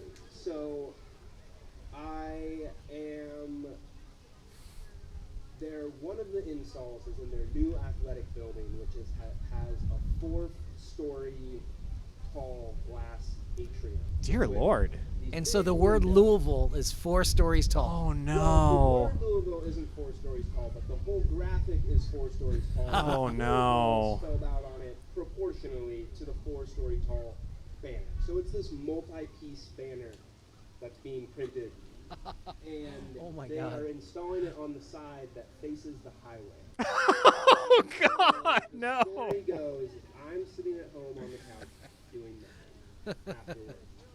I get a call from the creative director who is a little stressed out because the 4-story tall graphic has been installed and the dean or the athletic director or someone high up at the school has driven by and seen it misspelled and has called somebody who has called somebody else who has called the person at the university who is the contact for the project, who has then called the producer, who has then called all the way down the list. So this whole thing's bouncing around for probably a full day, maybe day and a Full half. day, yeah. Oh So God. Finally, the call gets to me. Louisville is spelled wrong. It has been installed, and the the high up person at the school has seen it. We need to get this reprinted as fast as possible. That's How so quickly much can better you do than it? don't bother coming in. Yeah. Yeah, it was fix it now, and I was like, great. These are 4 gig Photoshop files that are built at like a 5th scale and are still humongous. Oh, yes, I've done Yes. billboards. Size print. So I'm trying to download them off the server through the web portal. At home, sitting on the couch just watching it go, like click, click, click, while the creative director's on the phone being like, how quickly can you get this? So the next week I come in, that story has made its way throughout the office, and I was told at my review that year that spell check should be my friend. Uh-huh. And I never learned my lesson because I still spell things wrong all the time. Oh. And I have had to fix a couple things, even at my new job, that are spelled wrong. That's why I have an editor, because it started getting too expensive. Yeah. It made it, I mean, in my defense for the Louisville spelling, I have always said it made it through the creative director, it made it through the producer, it made it through the project manager, it made it through the client at Adidas, Yeah. it made it through the client at University of Louisville, it made it through the printer where we had print it locally in Louisville. So many They checks. live in Louisville. They should know how it's spelled. There were a lot of people who could have caught that it was spelled wrong, but nobody did. Nobody did. Did anybody sign off on it? Like, looks great. Yes. Yeah. Multiple people had said it looked So good. that- There that's- were scale mock-ups. you're in the okay. deck, and it went out wrong and got installed. That's kind of beautiful. It's like it's also a thing where like to install a graphic of that size, that's a lot of money and a lot of labor, and I imagine the deinstall reinstall process is exorbitant. I think it was low-tack vinyl. Okay, So- okay. Glass, so I think it came off pretty quick. All but right. There was a whole install team. It's not like the producer and the project manager were putting these things up themselves. Like, Right. There was a local There- team who were like, they probably install billboards normally. Yeah. They were like, hey, can you come down and put up a graphic on the inside of a window? But I do think it was the bottom piece, because it was 4 pieces, and the one that had Louisville on it was on the bottom. Thank So God. you'd have to go way up Oh, on the okay, bottom of the okay. stories to fix it, if I recall. Well, I tell you, I think part of what I want out of these confessions is to potentially absolve folks. And I kind of want to absolve you of this a little bit, Max, Thank you. because Sign of benediction. I know, like, there were a lot of approvals. And I will also say the spell check is your friend comment, which is a little spicy on their part. I think Louisville is exactly the kind of word that is not going to be in the InDesign or Photoshop dictionary, which has no proper nouns in it at all, including the words InDesign and Photoshop. What's going on, Adobe? Fix your spell check dictionaries. And the Illustrator bug, where the direct selection Oh. and regular selection arrow flickers. It still won't solve that. Well, no, they would have to redraw those arrows, and they're never going to do that. No. They're at the resolution that they needed to be for a Mac in 2002. That's perfect. Put AI in Illustrator, but why are we going to fix the cursor? Well, we need AI so we can do something. Question mark, question mark, question mark, profit. Exactly. Thank you so much, Max. That was amazing. I think we maybe have time for one more design confession. If anyone has any other design sins, design problems, Do you have any anything like confessions you would like to share? Yes, please. It will absolve you with 2 Hail Gaudis Anyone? and praise Adobes.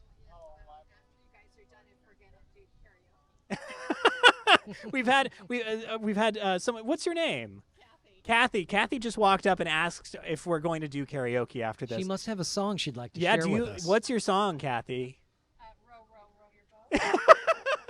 Actually, we have the Fireboat to Wamish over Oh, really? Wharf, which is just on the other side of Mohai, and it's open until 7. Cool. So free tours. Yeah. Go take advantage after this, folks, of the Fireboat tour. That's pretty cool. Thank you, Kathy. Any confessions? Any confessions? Last call Everything's for been confessions. Perfect. Never a mistake made. Plausible deniability. I love it. Well, I think that's about all the time we have. Thank you so much for Thank being you, here, Sean. Terry. This has been fun. So incredible. If people want to find more about your work, where do they go to do that? Best place is tmarksdesign.com. Just give me a call. Get in touch with Sean. He knows everything about me. He's my agent now.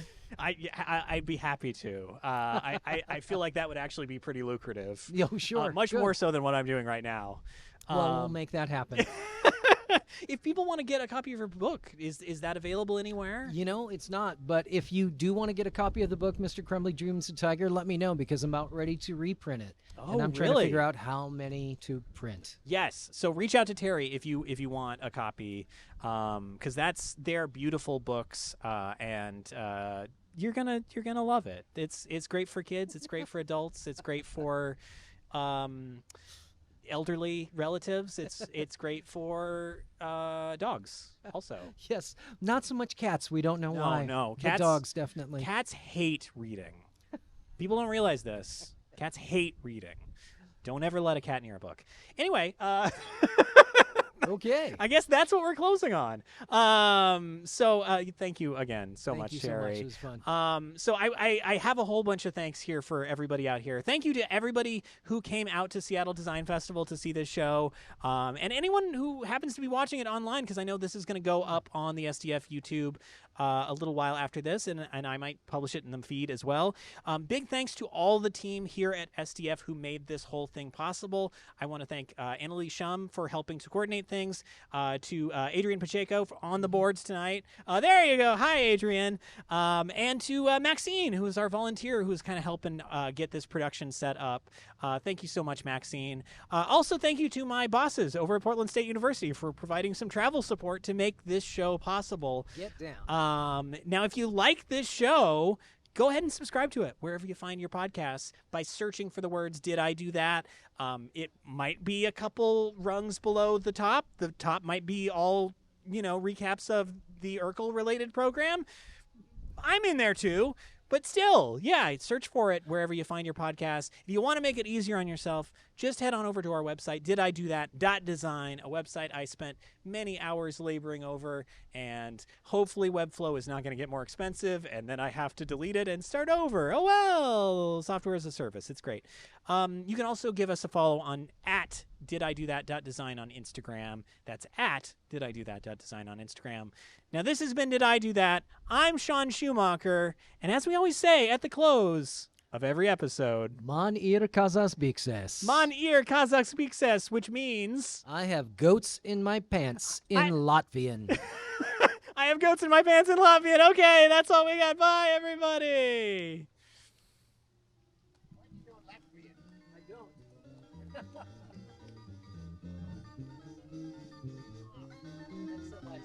Oh, thank you so much, Terry. Oh, my gosh.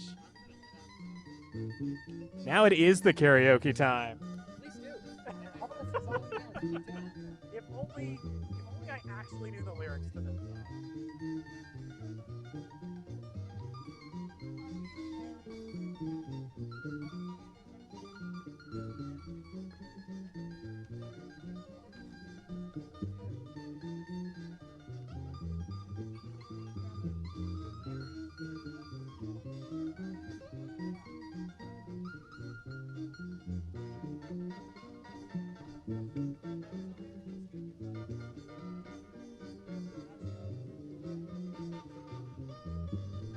Wow, I left a lot more of this coffee than I thought I could. Still gonna go.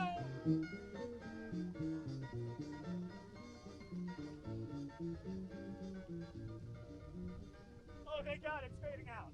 Okay. Whew. Well done. Thank you.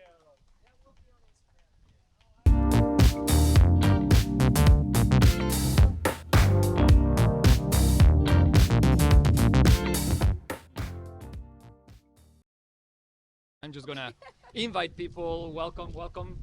Thank you everyone for joining us to this exciting and insightful XR chat. We're gonna talk about extended reality here.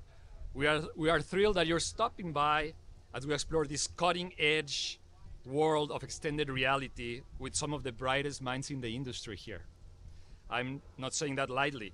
For today's panel, I will serve as your moderator. My name is Roberto Haza. I am the president of the VR/AR Association.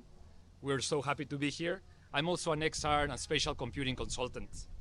For over 20 years, I led global marketing campaigns for brands like Sony Electronics, T-Mobile, Barbie, and Hot Wheels. And the pandemic led me to embrace XR for its immersive heads-up, hands-free communication style.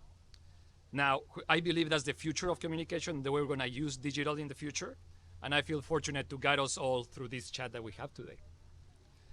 Before we dive into our discussion with our expert panelists, I want to introduce and briefly touch on the key technologies that we're going to be talking about. The first one is going to be virtual reality. Virtual reality, as you can see here, a lot of us know them from video games. We can see came from simulators. Roblox made a big splash of it. But it's not just in video games. A lot of the constituents here have been using it to create 3D models for buildings, and I think it's getting feedback from the speakers. And the spaces before they are built, like the examples that we see right here for virtual reality, right? And they can be seen in headsets as well as in 2D tablets, computer screens, manipulating the 3D spaces. Now, when we move into augmented reality, it starts getting more fun because the technology starts interacting with the real space that we're using, right? So there's digital information that overlays into the real world. And we have mobile AR filters. A lot of what Snap has been doing has become very famous with the funny faces. And you see plenty of examples here. And then the one that I love is mixed reality. Mixed reality is a combination of both and combines both with the virtual objects that are digital, and then you can manipulate in your real space to make it have presence in the space. Now, all of that combined is what we call extended reality, and how I introduce myself as the consultant of extended reality, right? 3 different technologies that interact to create the extended reality space. So to take us today through our chat, we have 3 experts. I'm going to introduce first Todd. Todd Little is the lead UX design engineer for Fairworlds. Todd is a proud graduate of the University of Washington and the Human Center Design and Engineering program.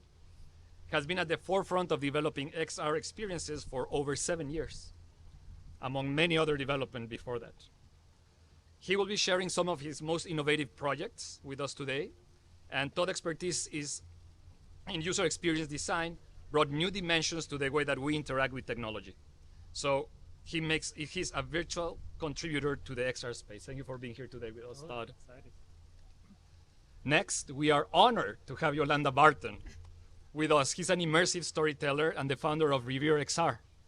Yolanda is a passionate inclusion architect and holds dual master degrees in digital media communication and communication, communities and networks, also from UW. Through Revere XR, Yolanda amplifies and preserves community voices and stories. She brings them to life in ways that resonate deeply with audiences. Hopefully you will get to see a little piece of this today. And her commitment to using XR as a tool for social impact makes her a pivotal voice in today's discussion. Thank you for being here with us, Yolanda. And finally, I'm delighted to introduce Julia Biabout, the creative director and CEO of Novabyte Studios, and my program's chair and great contributor for the VR/AR Association. Yes. Julia is an expert and thought leader in AR placemaking and collective memory practice. Her work has taken her to the forefront of discussions at prestigious venues like the MIT Media Lab, the Augmented World Expo, or AWE, and the US State Department. Julia's academic background includes a degree in architectural engineering from Penn State University and master's in Asian studies from Florida International University, where she focused in collective memory theory and practice. She is also a registered professional engineer and a US State Department critical language scholar fluent in Chinese. We are incredibly fortunate to have Julia with us today. So with this panel of experts, I want to get started in today's discussion. And the first question, I'm going to kick it off to you, Todd. Okay. Could you share with us some of the XR experiences you have created and the purpose behind them? Definitely. Hello, everybody. So we're going to walk through some slides that we put together. So I work at Fairworlds, and one of the things that we did for during our pandemic times was, what could we do outside? Well, go on walks. And so we came up with this IP as our first IP called Space Time Adventure Tours. So I'm excited to kind of walk you guys through that. Let's go on to the next slide here. So yeah, we were kind of appealing this retro futuristic look. And since we're based in Seattle, became obvious that the Seattle Center was going to be our test bed for this. So it's a AR walking tour that combines the history, but also comedy and having fun, engaging experiences. Let's go on to the next experience here. So yeah, we put a lot of effort into going through and doing a lot of research and looking at video, imagery. And so you're almost kind of getting a documentary in itself in this walking tour. So in this slide, it's a little hard to see, but there's a lot of imagery from that 1962 World's Fair. And that's a really fun part of the process is just diving into that research. So let's go on to the next slide here. So this shows an image of kind of a representation of what the experience is like. So it's an iOS, Android app. And as you're walking around, you have this thing called the walkie-talkie time machine. So your phone turns into this like time traveling device. And on the top of the screen is where the video content is showing. And then on the bottom is a little map. And that device changes depending on where you are. Let's go on to the next slide here. So this shows the route, and it changed over time, and we can maybe get into that a little bit later of how that evolution of placemaking happens when you're doing tour design. Sort of a spoiler alert is finding a destination that's sort of a way to debrief the whole experience. And that turned out to be sort of the KXP gathering space for us. It originally was the International Fountain. But we wanted to have a place for folks to eat and to drink and sort of rest. And so that became a natural spot. I mean, gathering space is a great name for that kind of debrief. Let's go on to the next slide here. So yeah, the purpose, like I mentioned, was it was our pandemic project, but it's also getting people out and walking. You know, so much of us are sitting at our computers all day. This is an opportunity for folks to kind of re-engage with the city and explore it in a different way. Let's go on to the next slide here. So the technologies that power Space Time Adventure Tour we're using the Niantic Lightship platform, and it's called Niantic Lightship. And some of the cool things, some of the cool things that we're using are, you're probably familiar with GPS, which is the Global Positioning System. But there's another technology called VPS, which is the Visual Positioning System. And it basically, GPS can give you accurate placement of virtual content at maybe 30 feet accuracy. Like it can vary 30 feet. But the claim is that VPS can be as accurate as centimeter accuracy. So for example, we could place a globe at the top of the Space Needle or have fireworks come out of the Space Needle. So that's one of the technologies we're using. And the other ones that we're using are spatial audio. We'll get into this here in a second, but our audio designer is blind. And so accessibility and sound design are big pillars of our experience. Let's go on to the next slide here. Yeah, so those pillars are animating the past, the present, and the future, delighting players with surprises, keeping it fun and engaging, and also trying to reduce that access barriers. So let's go on to the next slide here. Yeah, so I mentioned Andy Slater. He's our sound designer. He came onto the project right at the beginning, and he's been a great advocate as a blind individual of what makes the barriers are in our experience. So, for example, it became very clear that he wasn't going to be able to navigate without some sort of spatial audio solution that could tell him relatively where he needs to walk while going through the experience. So, yeah, let's go on to the next slide there. Yeah, so that's it for me, and I'll pass it off to Yolanda. Yep. It's gonna be the same question to Yolanda. Yolanda, Yeah. what experiences have you developed that you can tell us about and the purpose behind them? Hi, everyone. Really excited to be back in Seattle. Been here for less than 24 hours and really excited to join you guys. At Revere XR, we've created a couple of experiences, but all of them are really centered and focused on community storytelling. So this first one, you know, Seattle's changing. It's a new city. I'm born and raised here, and a lot of people don't know about the genius, the musical genius, the amazing talent that comes from this city.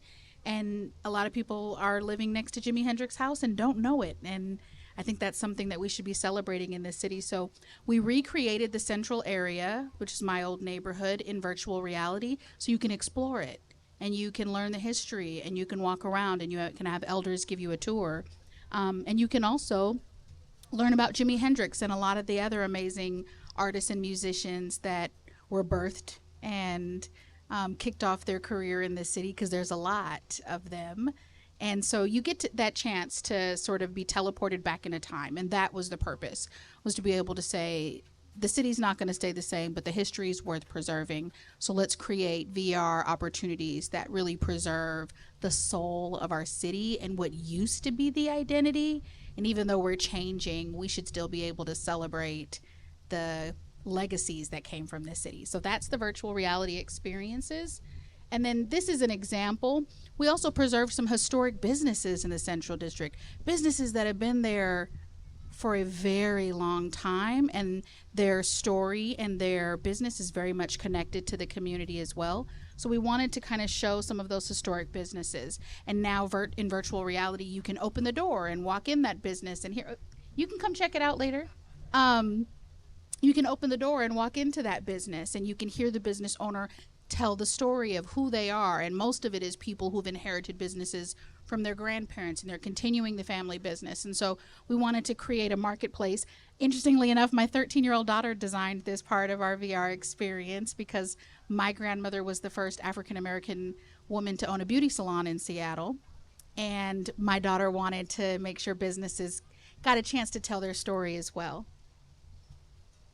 This is another flyby. If any of you just go 15 minutes, I think that way, you will see this on 23rd and Union. And so this was a part of us also saying, this isn't historically what it looked like, but these are murals and art that really preserve the history of that neighborhood in the city, and they belong in the experience. So it's really perfect for this event, because it's bridging the past, it's preserving the past, but also incorporating what is current. So we're preserving the past into the future and celebrating what is. And that's all about looking to the past and preparing for the future together. And we want our VR experiences to really bring people together, to create community, to celebrate storytelling, and preserve what we're about to lose if we don't take the time to collect those stories. I see some head nods, so I'm glad you guys agree. Any other things? Here's an example of how we used AI in VR. Really cool company, NVIDIA, gave us a chance to demo this at their GTC conference. That's Renee right there. And we got to do this on stage at the GTC conference. It was really amazing to be able to take the opportunity to bring Jimi Hendrix. Well, I'm just a humble musician, man. They call me Jimmy. I've been playing guitar and singing for as long as I can remember. Music is my whole world, you know? It's the way I express myself, connect with people, and create something beautiful. Hi, Jimmy. It's nice to meet you. How are you today? Hey there, my friend. It's a wild ride being here, you know? Seeing all these folks gathered to honor my music, it's something else. But to be honest, it's also a bit overwhelming. I never thought I'd see the day when they could bring me back like this as a virtual being. It's mind-bending, really. But hey, I'm grateful for the opportunity to share my music and insights with all these wonderful folks. That's what we want to see in history in this city, and we want to simulate it all over the city, whether it's in virtual reality or augmented reality. Let's engage with history and celebrate our past, because it'll really bring us together. All right. Yeah, Back to you. Okay. yeah, thank you, Yolanda. So 2 great stories here. A tour around the Seattle Center and a tour around the Central District. So Julia, what do you have for us on the board? So I'm going to take y'all downtown, downtown. So this is actually an experience that we created for the 2019 Seattle Design Festival. I'll show you at the end a more recent one, but this is really kind of the first one where we went out and experimented right on our block. And I'm seeing this is, sorry, you can't really kind of see the whole thing, but we created a block scale experience on 3rd Avenue between Pike and Pine, and between 3rd on Pine and Pike between 2nd and 3rd, so which is a block many of us are familiar with today. But what a lot of people don't realize, and full disclosure, I live and work on 3rd Avenue between Pike and Pine. So this was a group of us coming together to really kind of test some of these augmented reality placemaking ideas that the team has a background in. Where I always say we're placemakers first, collective memory practitioners first, augmented reality is our medium. But you can see it was a block scale experience all the way around the block. We really kind of came together to see what augmented reality could do for the community, given the many changes and challenges we were having on the block at the time, and many that we still are. And so we set out kind of 3 design goals based on the challenges that we were seeing and experiencing on the block. First of all, was design for meaning. What we realized is that a lot of people, most Seattleites actually don't realize this is one of the most historic blocks in Seattle. The building you see right here was kind of the Carnegie Hall of Seattle. It had woodwork blocks back in 1915, before those were a thing, right? For the performing artists that were working in the emerging surrounding performing arts venues. And it also had a performance hall on the top and all that. So it has since been converted into condos by, that was done in the 1970s by Ralph Anderson, who some of you might be familiar with, one of the pioneering architects, that's pun intended, of saving Pioneer Square and starting the historic movement in that area, which ultimately led to the historic movement around Pike Place Market as well. So he lived in this building and converted it as well. And what we wanted to do here, you can see some of the historic photographs, is elevate some of the historic buildings as well as instances, events that occurred on the block. So this was, we don't know exactly on this, but we recreated using visual positioning system, this American celebration. We actually think it was probably at the end of World War II. I don't know how well you can see it. And next door to this building was the Winter Garden Theater, which was actually one of the first dedicated movie theaters in Seattle that was built as a movie theater. And so all of these murals, AR murals, are interactive. And so as you tap on them, you'll hear the historical stories told, written and told by the community. And again, it's a little bit hard to see here. We also have some 3D elements, so we recreated the famous marquee in Winter Garden Theater that actually you can walk around in real space. So this was kind of our attempt to bring collective memory theory and kind of some of this community building around that storytelling. The next thing we did was intentionally design for community. So one of the things that we've noticed around this block is that it's very disconnected from the surrounding communities. Most people don't associate it with Pike Place Market. It's just kind of this island. And so we wanted to reconnect and reintegrate it with the surrounding community. And so we made sure we told stories that were relevant to people on the block as well as the surrounding community. We did that with, this is one example of that. We also held a launch event. So back then, Seattle Design Festival kind of moved around to different neighborhoods. And so we were one of the neighborhoods that year. And so we created a launch event where we created opportunity for locals as well as festival goers to engage with folks on the street and help guide them through the experience, as well as during the process, making sure we're using that to the process itself to build community. So that's one of the key tenets of placemaking. And then also giving the community time during that day to experience kind of playful engagement both with the AR and in the real world. And then one of the big challenges that has been a challenge, is the design for engagement. So at that time, there was a very controversial skyscraper scheduled to go up in the neighborhood, which was some felt was very incongruent with the historicity of the block. But there was a lot of confusion around kind of what the scale and scope of this was. And so as part of the experience, we visualized the skyscraper in AR so people could get a sense. This is not architecturally what it would look like, since that would be protected by copyright laws, but at least gave them a sense of the scale and scope of the building. And then we asked people to engage and draw pictures of what they would like to see the future of Seattle look like. So these were all kind of things that were the community was wrestling with, and yeah.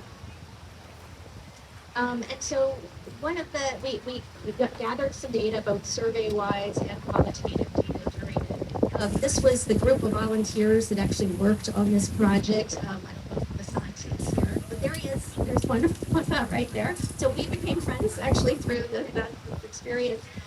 And so you can see them actually in the Winter Garden Theater experience stop on the tour. But one of the things we noticed is that people really didn't conceive and still don't conceive of this block and the core downtown of Seattle as a neighborhood, and it absolutely is. There's we've estimated about 10,000 residents that live in this area, owners and renters. And this was my favorite quote, is we felt like we accomplished our goals. It's like, I didn't realize this was an actual neighborhood. So that was really exciting. But we generally about 94% of people said this was a great way to engage and learn about the new neighborhood. So we learned a lot about how to create experiences on location-based through this. And then we carried those through to a project called the AIDS Memorial Pathway, which is up in Capitol Hill. It sits on top of the Capitol Hill rail station. Highly recommend you go there. It is a destination public art community engagement project, poster child for community engaged creative placemaking. Whether you do the AR or not, it's worth a trip. We have somebody from the Athr in our audience, which is great too. And we incorporate a lot of the lessons learned through that into this project.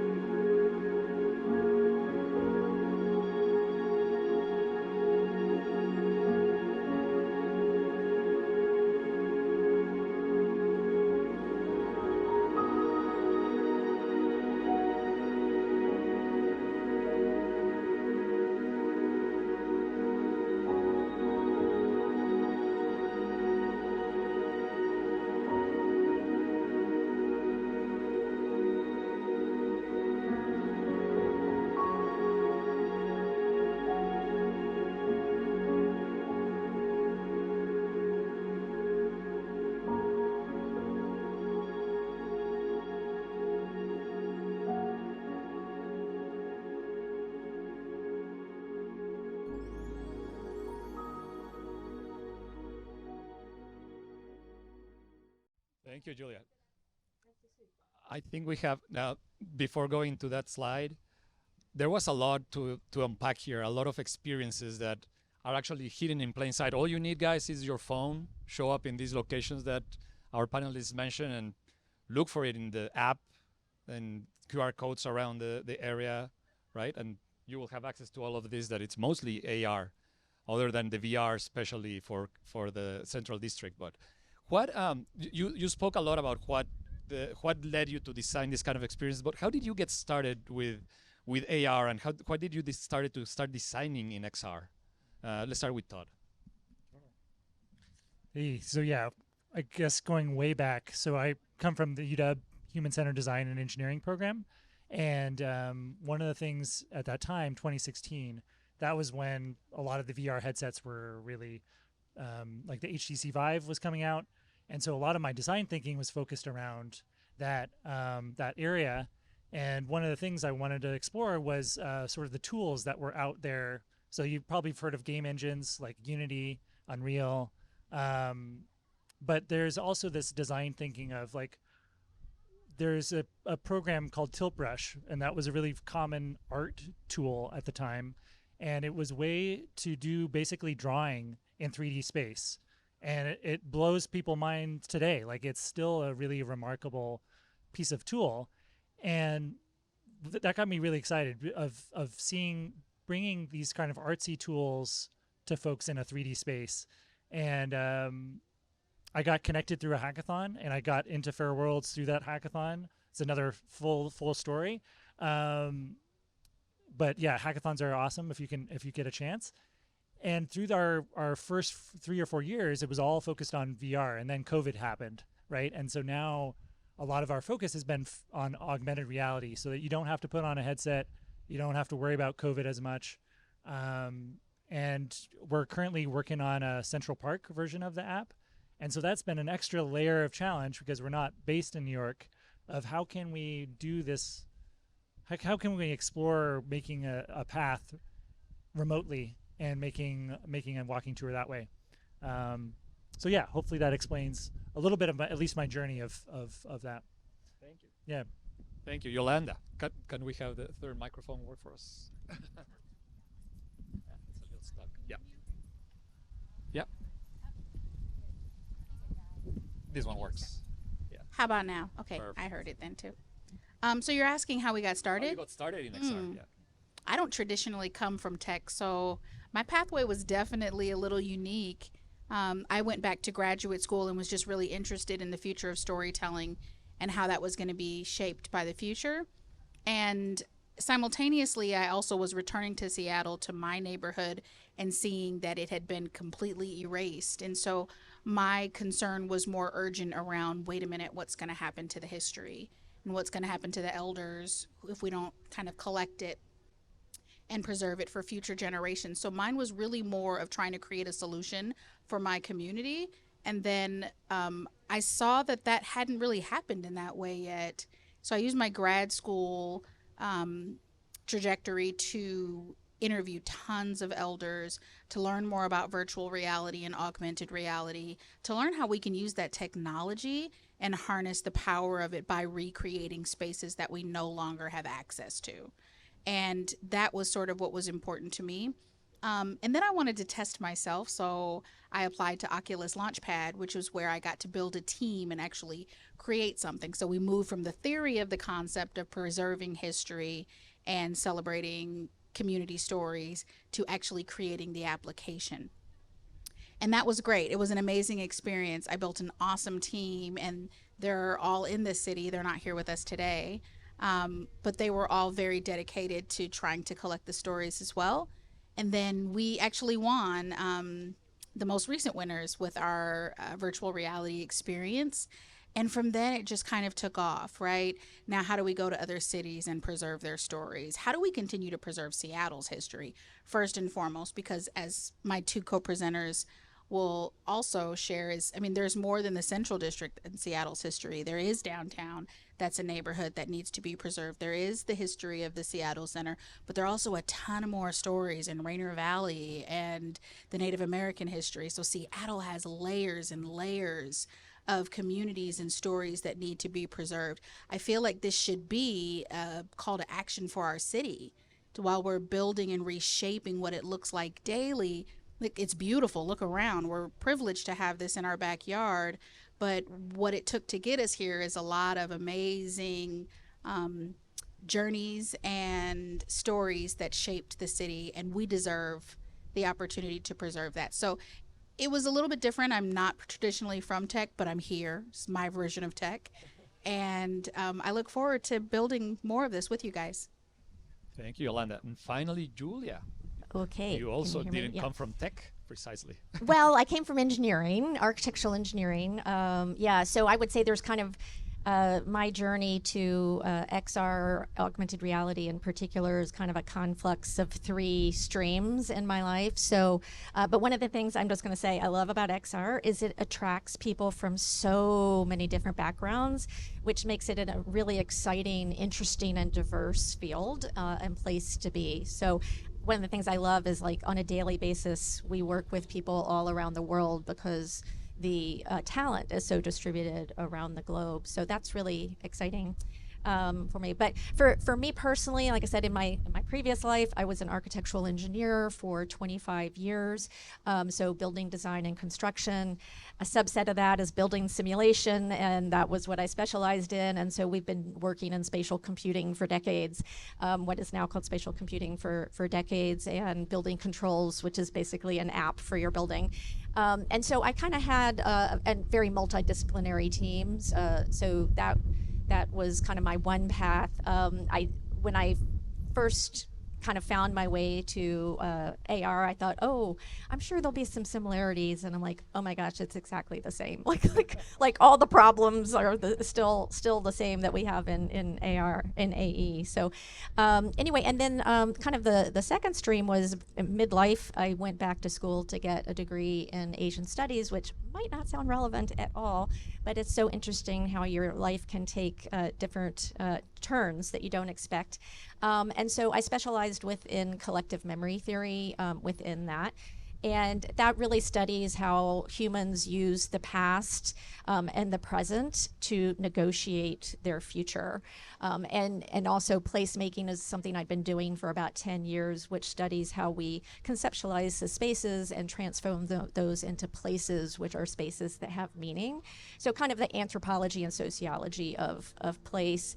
And then finally, kind of the tipping point was I met my current business partners, and they happened to be studying 3D modeling, getting their MFAs in 3D animation, game design, all of that. And so that was kind of the beginning. That was about 2016 or something like that. Yeah. So Great.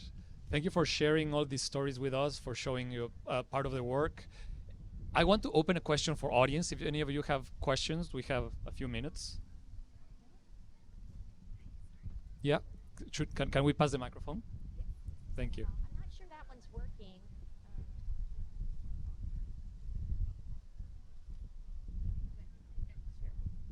Questions? Yeah, if you want to stand, and I don't think the microphone can get all the way back there, so don't be shy, don't be shy. Nobody bites here. I'm just curious, when you're creating like a local AR or mixed reality experience, how much of the work goes into, I guess, getting support from like the local business owners or community leaders and actually getting them to convert or get their regular audience to download and use your app? Do you want me to? I can. Oh, do you want to do it, Todd? Okay. So you have hit the nail on the head. What I say to all of the folks that we work with, our clients, customers, as well as our partners, we can pretty much do anything in AR right now. Like the creativity, the technical aspect of it is no longer the limitation. That wasn't true even 2 and 3 years ago. The challenge is user discovery and user engagement, and so that still is a nut everybody is trying to crack. It is the biggest challenge right now. The most common way is to have QR codes in certain places, but we've all learned to tune those out at this point post-COVID. So a couple other just wrinkles to what the really great point you're bringing up is technically nobody owns digital space right now. There are efforts to change that. So you don't technically need permission to say put an AR object on a building or in somebody's space. And I think depending on what your content is and what you're doing, that's totally fine. Like if you're an artist and you're making a pure artist and you're making a statement, that's kind of okay. It's like graffiti, right? However, if you're kind of doing this kind of work where you are telling stories that are sacred to the identity of the place and the people that occupy that space, personally, I would not do something without engaging with the folks. I think all of these folks are the same. And then being intentional and purposeful about engaging businesses and other connection points that help with that user, one, to involve them in the process and help build that community, but also to create those user discovery and engagement points. So I will let you guys add on to that. Yeah, no, I think I agree 100%. And I think for the Seattle Center experience, I think most of us know this, but yeah, the Space Needle is privately owned. And so getting permission of using their imagery, it's a negotiation with all of the Seattle Center Foundation was a big supporter of ours.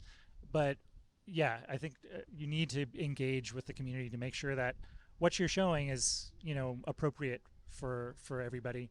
And yeah, the engagement issue of like, how do you get folks to download is a very big issue, especially for the platforms usually are when you get into video content and 3D model content, you're getting into gigabytes or large sizes, and how do you encourage folks to download that, especially on site? That's something that is still, I know folks are figuring out how can we store these things on the cloud and make sure that it's just being downloaded. But yeah, that's an ongoing issue for the industry of like how do we get that content streamed to the user? I'll just kind of take it a step further and say we live in like really unique time right now, right? And I don't know that all of the cities, schools, and programs are really ready to kind of jump and use the quality of the technology that we're using.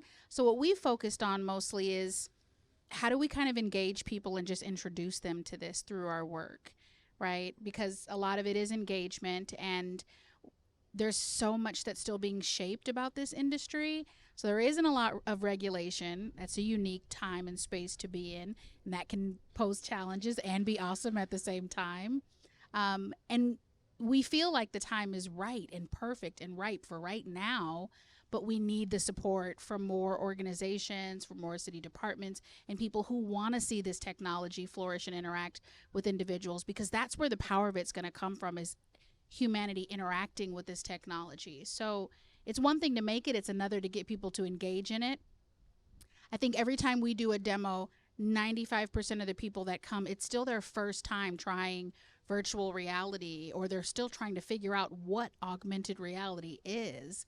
And people have a lot of concerns about what AI is. Is it going to take over the economy and take people's jobs? So there's so much tension around technology right now that it's really great to just see positive uses of it to get people excited about using it in their daily lives. But it is going to be some time before there's more regulation, and it's going to be interesting to see where that goes. Thank you, Yolanda. Anybody else wants to ask a question? One, going twice. Okay. So I just final notes. I want to give a kind of applause to our panelists today. Thank you so much, guys, for sharing your expertise and knowledge on this. Thank you all for stopping by. If you want to be involved and starting to get a hold of how does this get created, we're going to have an AR creation station just back here. We're going to set up a kiosk. You're going to see a big blue tarp. We're going to set up a station with a few laptops. Come and give it a shot. Nothing's gonna bite you, and our experts will guide you through how to create your first AR experience that you can see out on the web or into your own phones. So thank you again for joining. Thank you, everybody.